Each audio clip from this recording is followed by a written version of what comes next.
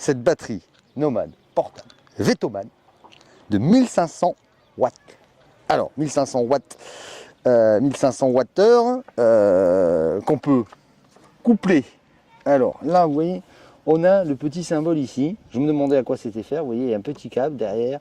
C'est pour coupler une seconde batterie. Voilà, c'est-à-dire que la seconde batterie, elle n'a pas toutes les prises USB, toutes les prises, les machins. Elle se pose par-dessus et on peut coupler pour doubler la puissance. Ah, ok. On peut doubler la puissance avec ça. Je découvre en même temps que vous parce que moi Tu l'as pas lu donc. Non, là c'est Yo-Yo qui a tout Donc, de géré. 1500, je vous arrondis à 1500, ça fait 1548 watts. Donc de 1500 watts, on peut doubler à 3000 watts. Voilà. Ok. Donc on a en chargeur, on a le input 220 volts, 1500 watts maximum, un DC 200 watts pour charger à la voiture et du solaire 400 watts. Donc 400 watts, le câble solaire, il est là, mais celui-là il est en option. Alors on n'a pas pris les panneaux solaires parce que il n'y en avait pas besoin pour là, donc il n'y avait pas d'intérêt à avoir les panneaux solaires. Mais sur leur site, on peut retrouver les panneaux solaires. Pour info, c'est une marque qu'on a déjà testée et la personne qui l'a récupérée en est super contente. Elle est super contente. Alors, en 1500 watts, ce qu'elle a de bien celle-là, c'est que c'est la flash speed, c'est-à-dire qu'en 1 heure, elle est chargée. Ouais, elle charge vite. Voilà, elle charge très très vite. En 1 heure, celle-là, on la branche au secteur, en 1 heure, elle est chargée. Ah ouais, ok. En 200 watts, c'est-à-dire avec le petit câble, parce qu'il y a un petit caisson. Ça, c'est top. Moi, j'ai adoré. Le petit caisson pour ranger les câbles. Donc, on a notre prise allume-cigare qui va sur la voiture. Alors là, c'est un peu plus long. Ils mettent entre 12 et 14 heures pour charger à la voiture. Ah oui, à la voiture, ok. Donc, il faut faire un long trajet en voiture si on veut la charger par ce câble-là. Lui, donc 1500 watts. Et si on les charge au panneau solaire, ils nous disent entre 6 et 8 heures. Ah, ça va sur une belle journée d'ensoleillement. Sur une belle journée. Ouais. Bon, faut pas qu'il fasse gris, mais ça, comme les panneaux normaux. Ça peut passer. Ce qui nous donne en plus, en petit câble, c'est qu'il nous donne un USB-C, un USB-C et un USB-USB-C. Ok. Voilà. Pour charger les téléphones et les machins. Ils nous donnent des petits câbles avec, c'est sympathique. Pourquoi pas. Ils nous donnent une panoplie d'autocollants aussi. Alors les câbles, il faut bien les mettre parce que sinon ça rentre pas. Voilà, ça passe. Donc pour l'allumer, c'est tout simple. On appuie sur un bouton. Alors là, avec le soleil, je ne sais pas si on va trop voir. On appuie par exemple sur le bouton du 220 volts. Elle s'allume, on ne voit pas trop, on ne voit rien du tout. Attendez, je vais essayer de vous montrer. Peut-être si on enlève l'autocollant. Si on enlève le plastique, peut-être qu'on verra mieux. Voilà, on verrait mieux. Voilà, vous voyez, elle est à 46%. Elle est à 46%. Donc quand on branche quelque chose dessus, il nous dit le temps qui reste, hein, comme les autres batteries nomades. On peut allumer l'USB, vous voyez, type C, USB-C. Là, tu vois, elle nous dit, là, bon, il n'y a rien qui charge, donc elle peut tenir 99 heures. C'est normal, il n'y a rien qui charge. Ouais, il n'y a rien dessus. On a, bien entendu, l'USB, l'allume-cigare classique. Et là, on a, pareil, deux ports qui se ressemblent à des ports jack. Pareil pour l'USB-C. Pour le 12 volts. Voilà, on peut sortir directement en 12 volts. Et là, on a la prise USB-C Quick Charge pour les charges rapides de téléphone. Ok, voilà. D'accord. Donc c'est pas mal. Parce que ceux-là, elles sont à 2 ampères 4 et celle-là, la Quick Charge, elle est à 3 ampères.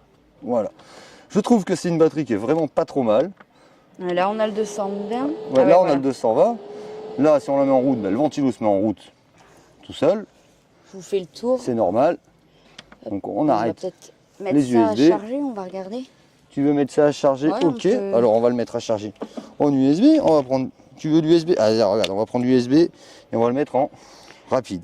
Alors vous allez pas mal la voir dans les prochains jours parce que du coup, on va s'en servir pour vraiment la tester avant de la donner à Olivier. Voilà. Comme ça, on sera sûr que elle fonctionne vraiment bien et qu'elle est au top. Et du coup, ça vous donnera vraiment au fur et à mesure en fait ce que ça donne. Alors là, je le branche en quick charge, j'allume l'USB, il me dit tac, il va partir. Lui, il charge. Et voilà, il y a 16 watts qui sort. Donc 16 watts, ouais, je sais pas si vous voyez. C'est déjà pas mal pour un téléphone. Et il me dit, lui, alors il est à 62%, il me dit 43 minutes avant pleine charge. Ok. Voilà, et si par exemple on le branche, donc 43 minutes, si par exemple on le branche ici, il va me dire combien? Il va me dire 51 minutes. On gagne quand même 10 minutes. Ah ouais, ce qui est déjà pas mal quoi.